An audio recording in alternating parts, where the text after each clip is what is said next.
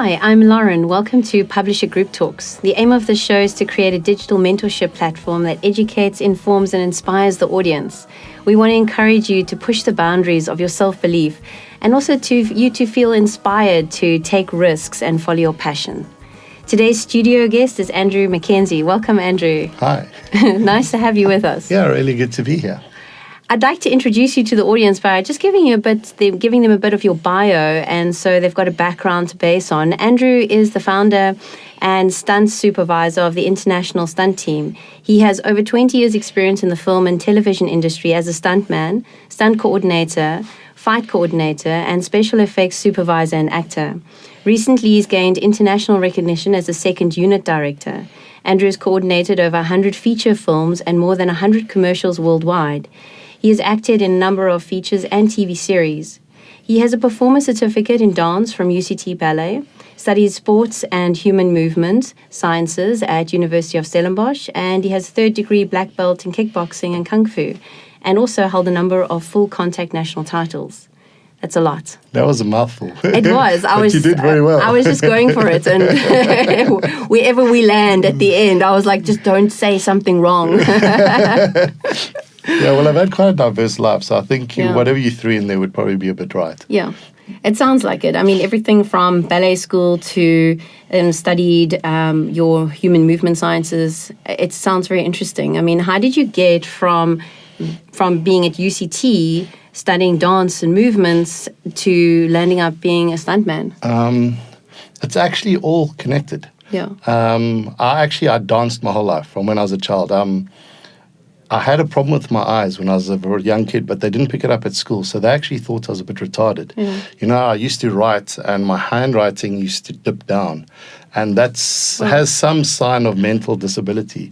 And then one teacher once sat looking at me, and she said, "Have you ever had your eyes tested?" And actually, I only look out of one eye. Really? I have right hand, left eye dominance. So it was just bad eyes. But from this, they sent me to like occupational therapy and stuff. And my mom's an opera singer. So I always loved dance, and I did martial arts. And the best way to progress in martial arts was I had very bad posture. I had knock knees. I used to stand really badly. And they said, you should do some form of dance to correct your posture. And I actually loved it. I was the only boy with all the girls, so... It's fantastic. It was amazing. That's actually how it started. Yeah. So, I mean, I pretty much danced my whole life. And I fought. So it was doing the two together, which is actually quite weird. Yeah, it is. I mean, I went to an all-boys school, so to be a dancer, you'd think would be frowned on. Totally. But actually, my friends used to come watch the shows I did. And also, I used to fight, so... You kind of balanced it. Yeah, exactly. They weren't giving you a hard time for doing the dancing because you could pretty much fuck them up. Yeah, exactly. I mean, when we're kids, they teach you ball skills, which is quite weird because why would you teach it? Like if in Russia and in the East and also in China, places like that, they teach children to gymnastics, dance, so that you have control of your body. So why teach somebody how to control a ball before you teach them how to control their bodies? So I think the dance actually helped me because I was quite good. I was a pretty good sportsman throughout, and I think the dancing helped me with all of that. And dance is very creative too, and there's that expression in the movement. Yeah, I mean, as I say, I love dance. I studied at UCT Ballet School, and I wanted to be a dancer, and I had a very, very bad accident actually. And I broke my leg, and that put an end to that. Yeah. And from fighting, they kind of took me onto a movie set to help me with that. It was about 25 years ago. They wanted someone to help them sword fighting. And from martial arts, obviously, it was quite easy for me to sword fight, and from dance. So I went in just as a fighter, and geez, I never looked back. I got a career out of it. That's incredible. It's amazing how those things where you think you're going to be and then when you land up is completely different at the end of the day. I mean, we all experience it as being older in our careers as you go forward.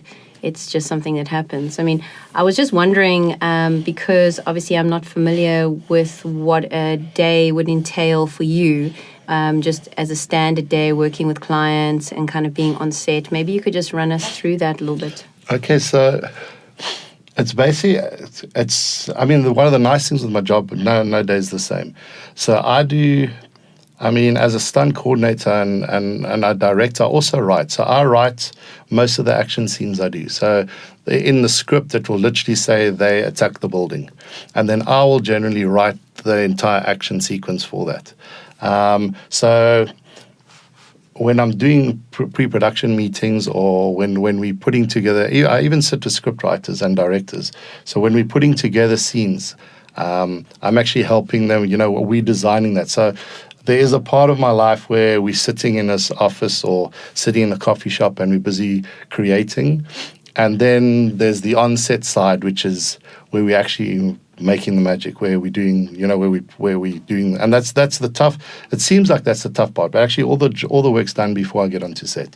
We've worked everything out beforehand. So I'll sit with, if for example, if we're doing a commercial, there's always there's a creative director that will tell me their idea, and then I'll kind of put it together and show them how to do it. So I work a lot on the creative side, and then obviously I have to implement that as well. Yeah. Do you find that in doing that, is that quite a niche? I mean, it is for me. I do most of my work in the Middle East, in Egypt, Dubai. There's no one that does what I do there. I mean, there are some very, very good second-year directors, stunt coordinators worldwide that do this. But I'm lucky that I get to do that, and the directors trust me. I get to pretty much put everything together. So from the thought to the shooting, actually, and to the editing, I'll actually do the entire process. So you'll actually sit and edit that sequence. Yeah. And what will you use to edit the sequence? Well, no, I mean, we sit in, Yes. we sit in proper editing Yes. studios. I have editors with me. Yes. And then obviously I also, let me explain to you how we do it. So I'll get the idea in my head and we'll for example, we'll put together an action sequence. Then we'll come to shoot it. And while we're shooting that, obviously all the different angles I need and that, I'm actually editing in my head while I'm doing it. So I know that, okay, this angle worked, that angle didn't. For something like fight sequences, for example, the camera has to be in a certain position to sell a hit or to sell that piece of action. So the camera angles on the one side will work, on the other side they won't. So I'm always working out in my head and editing in my head. Okay, we've got that angle. I need the next one, the next one, the next one. So once we have that together, then when it goes to edit, I'll go through with the editor and I'll show him the best angles to use for the different scenes that we do. In the past, the problems I used to have is I put together great sequences and then they would send that off to an editor who knows nothing about the fight, and they'd put the fight together. And when I'd see it on film, I mean, I used to die. It really would look bad. So now it's much easier if I just do the whole process from beginning to end. Do you find a lot of the guys, is it something that happens a lot in South Africa in that scene? No. South Africa, this is what... I mean, I don't work that much in South Africa anymore. I do small jobs from time to time here. Most of my work is out because South Africa, the stunt coordinators, it's, they stick really to the old school. Everything's compartmentalized. The directors pretty much direct everything. The stunt guys do, the fight coordinators and the stunt coordinators, they do put their input in, but with regards to camera angles, sometimes they're allowed to put their angles in, but a lot of the time the DOPs will stick to the angles they want, which also doesn't always work because obviously, I mean, I've been shooting action for 25 years now. So there's not many more ways to film something that we don't know about. So I always, maybe I'm biased, I always think our angles are a bit better. But generally in South Africa, the stunt guys, stunt coordinators, they literally are working for the director. They're telling they're giving that director advice. It's up to the director whether he uses it or not. I don't know any stunt coordinators in South Africa that are editing the work they're doing. I could be wrong, but I do know some of the top guys here. But most of the time, they'll do all the pre-production, the on-set work, and then once they've filmed it, that's up to the director and the editors. And how did you get from being in South Africa and working here locally to finding yourself in a different country and a different space? By mistake. Wrong thing. Yeah, it's just one of those things. I went to help somebody else. I was sent to Egypt. One of the top actors in the Middle East, he got injured, and they needed a stunt coordinator there. So I was sent there to go work with them. He got shot in the eye with a paintball, and they said, okay, we need a foreigner here to help us to make sure he's safe. And I went there to do a 2-month job, and I was never going back. I was like, oh, there's no ways I'm going back to Egypt. It was very, very difficult. But this actor and I, we kind of hit it off, and the production we did well, and they brought me back literally a week later. They got me to come back, and I've been in Egypt for maybe 16, 17 years now. Crazy. That's incredible. Yeah, that is crazy. Yeah. That is crazy. I suppose it's all about those opportunities. It's one of those life-changing opportunities that you could have passed on taking that up, but then where would things be now? I mean, that's the thing. I never intended to stay there a long time. Like, I'd always go there, do one movie, come back, and then something else would happen, and something else, and then I literally went back to film a commercial. In fact, I was sleeping one night. And Egyptians and a lot of production in the Middle East, they do all their work at night. Obviously, Sunday is not a day off. So I got a phone call, I'm not kidding you, at after 12 o'clock on a Sunday night. I was in bed, and they're like, Andrew, please, we have to shoot something. We've got booked you a flight. You're on a flight tomorrow. You need to come. And I was like, oh, and I thought I was going there for 3 weeks. And I literally stayed there, because as people found out that I was in Egypt and they started liking the work we were doing, the more work started coming in. And I used to always have to bring foreigners. So I always used to have to bring people from South Africa or from the UK to supplement, because there was no stunt industry in the Middle East at all. And then it took me about 10 years to build up a stunt team there. And now 90% of the work I do with the local guys. We have a school that we're training a lot of the guys there. And parkour, which is this free running. I don't know if you know about parkour free running. This is very, very big in Egypt. They have kids learning this. It's a very big sport in Egypt. And for the stunt world, it's amazing. So all my guys are free runners. They train other free runners. And now I've started bringing in a lot of key people from around the world to do certain jobs with us, and we've grown the industry huge there, which is really, really nice. And I do bring a lot of people from South Africa from time to time over there to work with them. Actually, one of my stunt guys from Egypt has actually just worked with, I think, the biggest stunt company in South Africa, Piranha. He's just done a big job with them, and he's done very well with them. So, we're working together now. I've changed something there, which is quite nice. You feel like you've made a difference. I've changed how action was filmed in the Middle East, which was quite weird. Like, when people would tell me this over the years, that I wouldn't really think much of it. But now, it's we've actually just made a big documentary on the film industry in Egypt. That's actually going to Cannes, and in this they actually talk about how we changed how action was filmed. I mean, if you watch the old action movies in Egypt, my goodness. Seriously, it's hilarious. It's like the old Bollywood movies. Like, you can't believe these things are real. And we actually changed that and made it a more Western style, which has worked very, very well for me. And also very well for my guys. I mean, I've got maybe 120 stunt guys in Egypt working with me on a daily basis, which is really, really good for them. Yes, and you become like their mentor as well, in terms of having someone to look up to. Yeah, 100%. Yeah. I mean, I'm only as good as the people that work for me. I don't do all the stunts myself.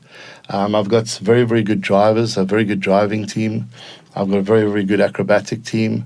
And actually, these guys are much better than I was when I was a stuntman. So, I mean, I do still do stuff myself, but these guys technically are amazing.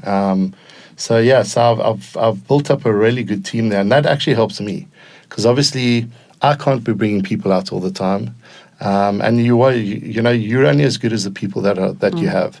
So if my guys are performing, if my guys are doing it the way it should be done, the way I was taught, obviously that benefits me. It does, and there is impossible and there's possible, and is there ever impossible? Yeah, there are some things that are impossible. I mean, one of the things that directors trust me. If somebody asks me, can we do this? They'll give me a scenario. Is it possible? I'll really try everything. I'll contact all the people that, if I don't know how to do it, who's in the know. And if I say it's not possible to do it, it's not possible. But we generally do try our hardest to get there to do things. There's very, very few occasions where we actually haven't been able to do something that someone's wanted. And generally, these are things that we've actually dreamed up that haven't actually been done before. But you should try and not think that anything's impossible. It might be impossible to touch the top of a building, but as long as you try and get halfway and fly over the top of it, so you're trying to work around the impossible. Yeah. We often feel that we're limited because a lot of people will think in their scope, like, I need to go and study this, this, and this to be like this. When in actual fact, you don't always need to. You just need opportunities, and you need to believe that it's possible. And if you can't do the skills yourself, like you say, you find those who can perform those skills for your clients, and you can still deliver to your clients. Well, the thing is, Egypt has a mentality where people never want to say no. And this also happens a lot in South Africa. Like, if you ask someone, can you do X? They'll always say, yes, I can. They always want to, to impress you. The thing for me is I prefer people that can say no, because the stunt world it's the biggest lie detector. If somebody tells me, yes, they can jump off a 5-story building, and I get them to do it and they can't do it, they're going to die. So, I need people to be honest. And I mean, for me, I'm not scared. Like, if somebody asks me to do something and I know there's someone better than me, I hire that person. So I do a lot of car stuff, but there are guys that are more technical at preparing cars, so I'll bring them along. I was always in for fighting, but now there's a different school of thought in fighting for cinema. And actually, some of the guys that worked with me when I was in South Africa that were, first time on movie sets, some of these guys are the top fighters worldwide for fight choreography. I'll bring them onto movie sets. So yeah, you need to work with a pool of people around you to get the best results. It's actually more collaborative in that. 100%. Yeah. Yeah, you have to. You must never be afraid to hire the right people to do the jobs, and then actually let them do it as well. Don't bring somebody in and then tell them how to do it. And I have a big problem with that. I was a little bit of a control freak. Like, everything had to be done my way, and I really used to struggle. Like rigging, which is part of our stunt world, this cable work, things like this. I was not the best rigger in the world. But there are some amazing riggers. But because I was in Egypt on my own, I had to work things out. So I'd always try and do different types of flying rigs and things myself. But then I'd hire somebody to come in and do it for me, and then I'd still be kind of micromanaging them. And it actually took me a while to go, okay, this is your job, you go and do it. And actually now, since I've managed to do that within myself, since I've managed to actually let somebody do it their way, it's actually benefited me, because obviously the work is so much better and it's so much more advanced. And that also comes with maturity and experience. And yeah, you're less likely to do that when you're younger than as you get older. And it also as you get more busy, you realize you don't have time for everything, and at some point you have to let the rope go a little bit. Yeah, no, that is true. Also, I don't know. I just never trusted anyone. Like, whenever I wanted somebody to do something for me, they'd never do it 120%. And I always will do something. I'll go in full energy, flat out. But I've actually built up a team of people around me that do that now. I mean, I've got guys that are. I've got a guy that a car hit is something really, really heavy. When you see someone getting knocked over by a car on cinema, I mean, these are hard. There's no easy way to do it. The car hits him for real. He is preparing himself. He is doing stuff in order to take that hit and absorb the impact of the car. But he's still being hit by a car. And I've got a guy that did one of the ugliest car hits I've ever seen. I mean, honestly, I thought he was dead. And he literally stood up and he was like, how was the shot? And the cameraman actually hadn't followed him.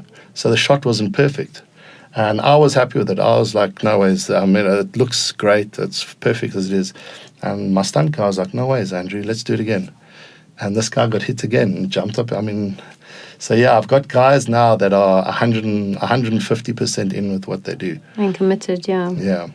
Sure. And that's the thing. You want people that also, you want people to I don't care if you're not the best, but I like people that are always pushing themselves. Or, as long as you're doing the best you can, obviously that's all you can ask for. Yeah. And go to those places that make you feel uncomfortable, because how will you know how much further you can get to unless you go there? Yeah, exactly. Yeah. And your clients and just budgets, I was just curious because do clients give you specific budgets to work within, or do they ask you how much it would cost to perform something? Which way does that go? Now, this is the $1 million question. So I spend probably 80% of my time producing these days. Obviously, people have budgets. So I'll put a sequence together and we'll work out. Obviously, we're budgeting for personnel, so our guys have daily rates. In South Africa, you have something that's called adjustments. So it's almost like danger pay. So if you do something above and beyond your daily work, you get paid extra. For example, if you're doing a high fall off a building, you can't be paid the same as the guy who's fighting on the rooftop. So it's an adjustment. So they get paid extra. So you need to budget all of this in. And also flying rigs and the equipment, you have to put all that together. Now, sometimes those budgets are huge. And then I have to sit with producers and I also have to try to feel them out. I mean, sometimes producers cry over, they cry over anything. They're always trying to cut you down. But I always try to, I've been doing this a long time now, so I know what a fair rate is for whatever region we're working in. So I know what the fair rate is. And, I do kind of stick to that. I'll never cut people's salaries in order to get the job. I'll actually lessen the job. So, for example, if I'm negotiating with a producer, I'll give them 3 scenarios. I'll give them gold, silver, and bronze. And the only way to do that is I just make each smaller. I do find sometimes that stunt coordinators, they offer them gold and then the budget is for bronze, but they'll still give them gold with a bronze budget, and it never turns out the way it should be. And also people, this is our job, this is your work. I always say you pay peanuts, you get monkeys.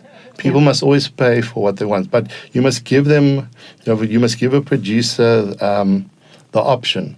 You must say to him, okay, this is sequence A, this costs X amount. If you don't have that much money, we'll take BMWs out the car chase and we'll put Mazdas, for example.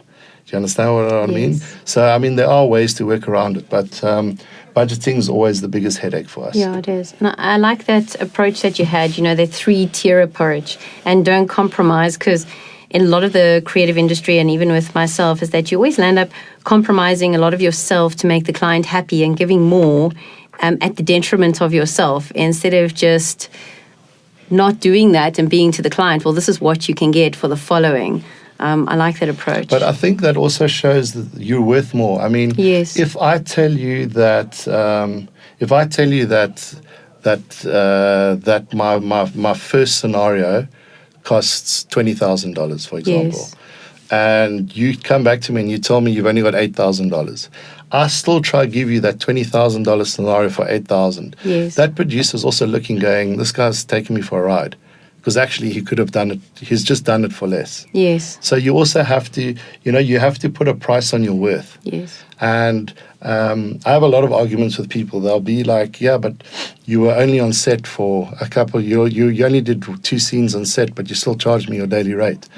But you're not only, firstly, you are paying for my time, but my time is for the whole day. Because if I'm working on your job, I can't be working on somebody else's job. And also, you're not just paying for that hour on set, you're paying for 25 years. That's it. 90% of my work is actually problem solving.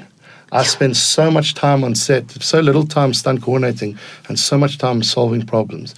Problems with the cameras, problems with the rigs. Certain equipment didn't arrive, so we can't shoot something this way.